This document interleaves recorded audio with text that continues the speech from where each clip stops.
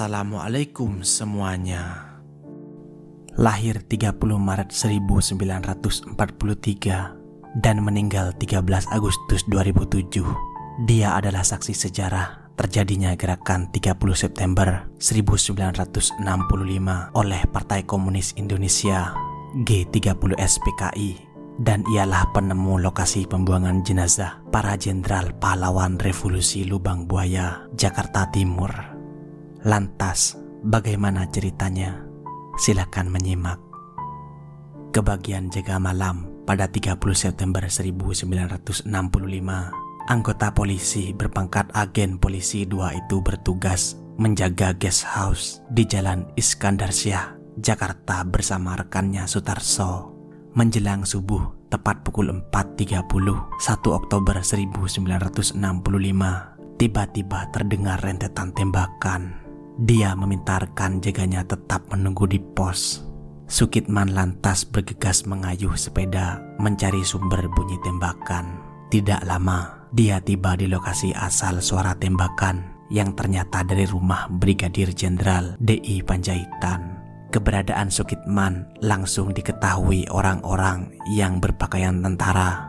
Begitu tiba di depan rumah D.I. Panjaitan, kepalanya langsung ditodong senjata. Sukitman diperintahkan angkat tangan dan melemparkan senjatanya ke tanah. Dia lalu diseret dan dimasukkan ke dalam kendaraan. Kedua matanya ditutup dengan kain merah. Kendaraan itu pun melaju ke sebuah tempat. Sukitman sempat melihat seorang tawanan yang masih hidup dengan pangkat bintang 2 di pundaknya mampir sejenak ke tempatnya ditahan. Sukitman menyaksikan sekelompok orang yang mengerumuni sebuah sumur sembari berteriak, "Ganyang Kabir, Ganyang Kabir." Dia melihat tawanan-tawanan digiring ke bibir sumur tua, lalu dilempar ke dalamnya, disusul rentetan tembakan ke dalam sumur. Sukitman ketakutan, dia menangis dalam hati dan berdoa agar tidak menjadi korban berikutnya. Di tengah rasa takut, seorang anggota Cakrabirawa datang, anak buah dari Letkol Untung, menenangkan Sukitman bahwa dia tidak akan dibunuh karena satu nasib, yaitu merupakan sama-sama seorang prajurit. Lolos dari pembunuhan, Sukitman lalu diajak menuju Halim Perdana Kusuma bersama iring-iringan pasukan. Sesampainya di Gedung Penas, pasukan itu diturunkan di lapangan. Dia masih bersama Letu Dul Arif. Pada malam harinya, dalam sebuah percakapan, Sukitman baru menyadari jika Ganyang Kabir yang didengarkan waktu itu adalah para jenderal. Kelelahan mendera Sukitman. Kepalanya pusing setelah sempat ikut diculik. Dia tertidur lelap di bawah kolong truk. Hari itu, 2 Oktober 1965, sekitar pukul 14. Saat terbangun, Sukitman terkejut karena tidak ada satupun anggota pasukan yang bersamanya sejak pembantaian terlihat. Sementara truk juga masih berjejer. Tiba-tiba datang pasukan tentara yang kemudian diketahui mencari jejak anggota yang terlibat G30 SPKI. Pasukan itu mengenakan tanda pita putih. Patroli tersebut biasanya setiap pagi mengadakan kontrol di perumahan perwira di Pasar Rebo dan kembali siangnya melewati Gedung Penas yang berada di seputar Halim Perdana Kusuma. Sukitman lantas dibawa ke markas Cakrabirawa di sebelah istana untuk diperiksa dan diinterogasi. Dia menceritakan peristiwa yang dialaminya tersebut. Sukitman lalu dihadapkan ke Panglima Kodam Jayakarta, Mayor Jenderal TNI Umar Wirahadi Kusuma. Dia kemudian diserahkan kepada Pangkostrat Maijen TNI Soeharto. Pada 3 Oktober 1965 pagi, Wakil Komandan Pasukan Cakrabirawa, Maulwi Sailan, menghadap Presiden Soekarno. Pengawal pribadi Soekarno itu menyampaikan laporan tentang perkembangan terakhir termasuk penemuan seorang agen polisi. Setelah mempelajari keterangan agen polisi tersebut, Maulwi bersama Letnan Kolonel A.H. Ebram dan Sersan Udara PGT Poneran dengan Jeep Cakrabirawa nomor 2 berangkat menuju Halim Perdana Kusuma. Maulwi bertemu dengan Kolonel A.U. PNB Cokro, perwira piket Halim Perdana Kusuma. Maulwi lalu menyampaikan maksud kedatangannya. Dibantu seorang anggota TNI AU berpangkat letnan muda penerbang, mereka mencari lokasi yang diceritakan oleh Sukitman. Mereka lalu menemukan sebuah tempat di kawasan Lubang Buaya, Pondok Gede, Jakarta Timur, yang di dekatnya terdapat sebuah pohon besar.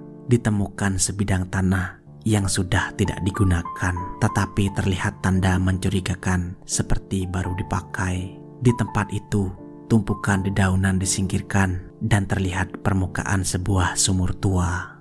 Karena tidak memiliki peralatan untuk menggali, mereka meminta bantuan warga sekitar untuk menggali sumur itu. Tak berapa lama, muncul pasukan RPKAD dipimpin Mayor C.I. Santoso dengan membawa Sukitman sebagai petunjuk jalan. Ada pula Ajudan Jenderal Ahmad Yani, Kapten CPM Subardi. Penggalian sulit dilakukan karena lubang sumur itu hanya pas untuk satu orang. Proses penggalian memakan waktu lama. Dengan bantuan kompi penyelam KKO, pada 3 Oktober 1965, sekitar pukul 17.15, sumur tua itu dapat dibuka dan di kedalaman 7 meter ditemukan sejumlah jasad. Pada tengah malam pukul 00.30, pengangkatan jenazah ditangguhkan sambil menunggu kehadiran Pangkostrat. Keesokan harinya, Senin 4 Oktober 1965, penggalian jenazah dilakukan. Batang pisang, daun singkong, dan tanah yang secara berselang-seling menutupi lubang mulai disingkirkan. Pengangkatan jenazah disaksikan langsung Pangkostrat Maijen Soeharto yang didampingi oleh Direktur Peralatan AD, Direktur Polisi Militer AD, dan sejumlah wartawan. Satu persatu pasukan KKO turun ke dalam lubang yang sempit itu.